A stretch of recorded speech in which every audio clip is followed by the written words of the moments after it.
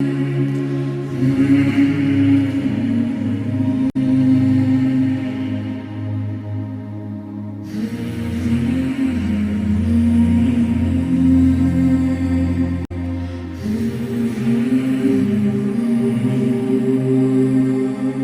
یاد ہے اچھی طرح، بہت پرانا واقعہ ہے اور کافی وقت اس واقعے کو بیت چکے ہیں۔ ایک جنات کا واقعہ ہے۔ ہم کسی مریضہ کے پاس گئے علاج کے لیے۔ جب انہوں نے ہمیں بلایا علاج کے حوالے سے، سب سے جو مزے والی بات وہ اس میں یہ ہے کہ 10 سال سے وہ پریشان تھے جنات کے حوالے سے کہ ایک لیڈیز کو جن بڑا تنگ کر رہا تھا۔ تو وہ بڑے بڑے لوگ وہاں سے آئے علاج کے لیے، بڑے انہوں نے پیسہ خرچ کیا اس کے اوپر، بڑے لاکھوں برباد کی ہیں، تو کوئی اسے فرق نہیں پڑا، کوئی شفا اسے نہیں ملا۔ تو میرے بارے میں پتہ چلا کہ کوئی بندہ ہے، اصلاحی نام ہے ان کا، سنا ہے بڑا ماشاءاللہ اللہ کے حکم سے اللہ کا کلام پڑھتا ہے اور لوگوں کو اللہ کے کلام سے فائدہ پہنچاتا ہے، بڑا اچھا آدمی ہے۔ تو انہوں نے بارے میں کچھ سنا ہے کوئی بہت بڑا کوئی پیر صاحب بھی ہے، لیکن یہ کہ کام جلدی کر لیتا ہے۔ آئی تھنک ان کا فون آیا، میں نے ان سے بات کی، میں نے کہا جی بالکل ہی آپ کل آ جائیے۔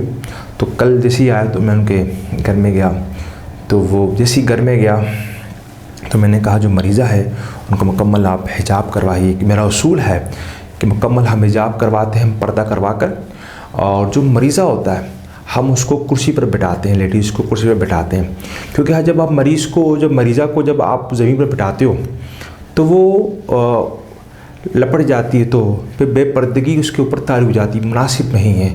تو کرسی پر بٹھانے کا فائدہ یہ ہوتا ہے کہ مکمل حجاب کرنے کے بعد تو پھر وہ کہیں ہلتی نہیں کہ گرتی نہیں، تو اس کو پکڑنے کی کوئی ضرورت نہیں ہے، کیونکہ جتنا معالج احتیاط کرے لیڈیز کو، یعنی پکڑنے کی کوشش کرے، زیادہ نہ کرے، لیکن بشرطے کوئی مجبوری ہو کہ کسی سے کنٹرول نہ ہو رہا ہو، تو بامر مجبوری صرف اور صرف آپ اس کی چونٹی سے،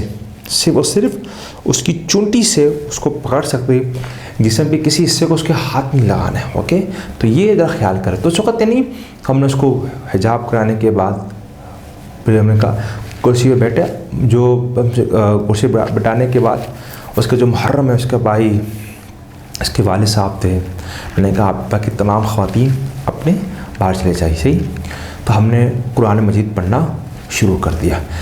تو میں جب سورہ فاتحہ پڑھا تو وہ اچانک حاضر ہو گیا، تو چیخ رہا تھا، چلا رہا تھا۔ سورہ بقرہ جب ہم نے شروع کی، جب ہم پڑھنے لگے تو اسی سٹارٹ تھا اللہ کی متقی بندوں کے بارے میں، کافروں کے بارے میں۔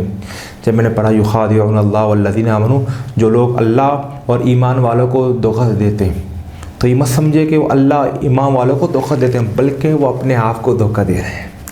تو جب میں اس کو پڑھ رہا تھا، یکدم ایک رونے کی، یکدم جسے کہتے ہیں بالکل ہی زور کے ساتھ، جسے کہتے ہیں آؤ بقا کے ساتھ، اتنے آنسو کے ساتھ، انتہائی شدت کے ساتھ رونے لگا کہ بار بار اس کی آنکھوں سے آنسو نکل لیتے، بار بار رو رہا تھا۔ پھر ہم آگے پڑھتے وہ مزید رو رہا تھا، اس کے رونے میں اضافہ ہو رہا تھا، بار بار اضافہ ہو رہا تھا۔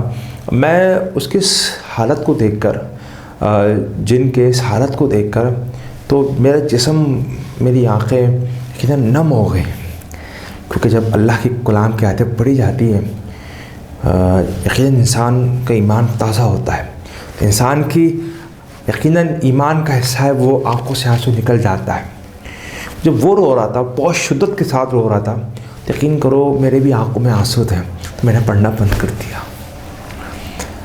تو میں نے اپنے آنکھوں پر ہاتھ رکھنے کے بعد میں اپنے آنسو صاف کر رہا تھا، تو جن کہہ رہا تھا تم کیوں روکا ہے، تمہیں کس بات نے روکا ہے، تم پڑھو، تم اچھے آدمی ہو، تم پڑھو، تم اچھے کام کرتے ہو، تم پڑھو، تم بہت اچھے آدمی ہو۔ تو میں نے کہا اتنے جو لوگ آئے 10 سالوں میں، تو کیا وہ سارے 2 نمبر لوگ تھے؟ کہا ہاں بالکل، ہاں آپ نے صحیح کہا، کہ جتنے بھی لوگ آئے اس سے قبل جو اس کے علاج کر رہے تھے، کوئی پیر صاحب تھا، کوئی مرشد تھا، کوئی خلیفہ تھا، پتہ سارے کے سارے جو لوگ سارے فراڈ کے لوگ تھے. وہ جادو منتر، وہ اپنے موکلات کو اڑ پٹانگ حرکت پتہ نہیں کیا سے کیا ان کو کرواتے تھے، یہ سب کچھ کرتے تھے. اور میں جانتا تھا کہ وہ سارے فراڈ لوگ ہیں، کہ آج تک میں ان سے کبھی نہیں گیا ہوں، آج تک میں کبھی ان سے نہیں گیا ہوں. میں الٹا وہ آتے تھے، میں اور مضبوط طاقتور ہو رہا تھا. میں نے کہا بلاؤ اور پڑھو، لیکن تم پہلے شخص ہو کہ جس نے آ کر صرف اللہ کا کلام پڑھا، اور اس طرح کلام پڑھا کہ ہمارے آنکھوں سے بھی آنسو نکل جائے. تو میں نے کہا تم کون ہو؟ میں کہا بتاؤ تم کون ہو، تم کیا کرتے ہو؟ کہا کہ میں مسلمان ہوں. میں نے کہا مسلمان ہو کر آپ مسلمان کو تکلیف دے رہے ہو، آپ کو ذرا سا خدا خوف نہیں؟ کہا استاد جی ہمارے دل پتھر کے ہو چکے ہیں، ہمیں کوئی بتانے والا نہیں ہے کہ اسلام کی اچھی باتیں کیا ہیں، بری باتیں کیا ہیں. بس جب سے آپ آئے ہو میں قرآن سناؤں میں رو رہا ہوں. میں کہا تم کیوں رو رہے بھائی، تم کیوں رو رہے ہو، کس بنا پر تم رو رہے بتاؤ؟ کہا کہ یار جب تم نے پڑھا نا کہ جو بندہ ایمان والوں کو اور اللہ کو دھوکہ دیتا ہے در حقیقت وہ اپنے آپ کو دھوکہ دے رہا ہے. میں اس آیات کو سن کر بس میرا جسم ہلنے لگا، میں رونے لگا کہ جب اللہ تعالیٰ جب مجھ سے پوچھے گا تم نے میرے کسی بندے کو تنگ کیا تو میں اللہ کو بتاؤ کیا جواب دوں گا، میں اللہ کو کیا جواب دوں گا؟ میں نے کہا صحیح کہا تم نے، میں اللہ کو کیا جواب دیں گے جب ہم وہ غلط کام کریں گے. اس کے یہ الفاظ تھے، یقیناً جسم کے ہر ہزار پال کھڑے ہو رہے تھے میرے کہ واقعاً کہ رب العالمین کو ہم کیا جواب دیں گے، ہم نے کیا کیا. کہ جو تمہارا طریقہ تھا کہ تم جو آ کر حجاب کے اندر پردے میں کر کے آپ نے اس کو ہاتھ نہیں لگایا محرم کے سامنے، یہ باقاعدہ غیر وہ تو کبھی کبھار جو علاج کے لیے جو آتے تھے وہ سارے لوگوں کو باہر نکالتے تھے، اس کو پتہ نہیں تھا کہ اس کے ساتھ کیا کرتے تھے. پھر میں اس پیر کو اس بندے کو میں مارتا تھا اس کو بچانے کے لیے، بولتے کئی دفعہ تو میں نے اس کو بچایا.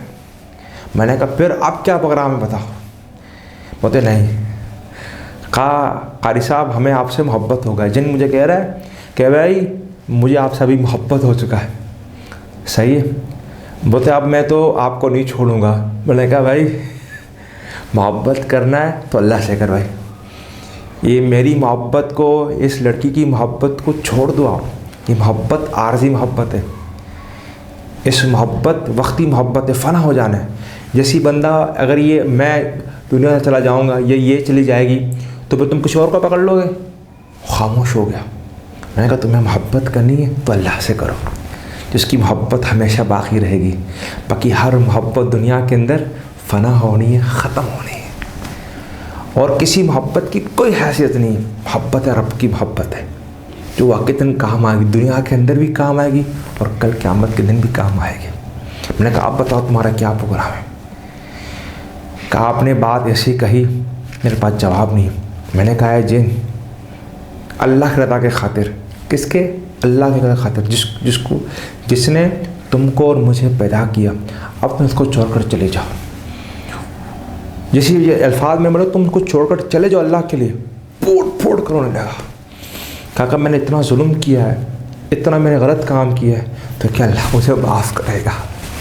میں نے کہا جو لوگ اپنے گناہوں پر شرمندہ ہوتے ہیں، ندامت کا اظہار کرتے ہیں، یقیناً رب ان کو معاف ضرور کرے گا، اللہ تمہیں ضرور معاف کرے گا. مطلب میں نے ان لوگوں کا نقصان میرا بہت کروایا ہے. میں نے کہا کوئی بات نہیں. میں نے کہا انشاءاللہ تم کو چھوڑ کر چلے جاؤ، اچھے کام کرو، اللہ کی عبادت کرو، اللہ کو مانو، باقی محبت کے چکر میں چھوڑو، اللہ کی محبت میں جاؤ، اور انشاءاللہ اللہ تعالیٰ تمہارے ہر کام میں تمہارا مددگار بھی ہوگا، تمہیں معاون بھی ہوگا. اچھے کام ہو جاؤ، اللہ تمہیں خوش رکھے گا. تو پھر کیا یہ مجھے معاف کرے گی؟ میں نے کہا ہاں تم ضرور معاف کرے گی، تم کو چھوڑو، ہے نا، سمجھ گئے، تم کو چھوڑو چلے جاؤ. پھر وہ قسطن پھر وہ وعدہ کر کے عہد کر کے پھر چلے الحمدللہ ثم الحمدللہ. کئی سال گزر کے اس واقعے کو الحمدللہ. اس کے بعد کبھی عبداللہ اس خاتون کو اس کو کبھی دوبارہ شکایت نہیں جنات کی. الحمدللہ سم آج میں بہتر ہے, آج بھی ماشاءاللہ باحجاب ہے, نماز کے اندر ہے, دین کے اندر ہے, اچھے کام کر رہی, اللہ کی عبادت کرتی ہے. اس کو سمجھ میں آ گیا کہ صحیح طریقہ کار کیا ہے, وہ یہ ہے قرآن مجید. تو لوگوں تو اس میں بہت کچھ سیکھنے کو ملا, بہت کچھ سیکھنے کو ملا کہ مین چیز آپ کا ایمان ہے. کوشش کریں اپنے ایمان کی حفاظت کریں اللہ تعالیٰ سے. تو اللہ تعالیٰ میں اسی بات پر اختتام کرتا ہوں. رب العالمین جو کچھ کہا, جو کچھ سنا اور جو کچھ ہم کہیں گے آگے, اللہ ہم سب کو عمل کرنے کی توفیق عطا فرمائے. بہت بہت شکریہ. السلام علیکم ورحمۃ اللہ وبرکاتہ.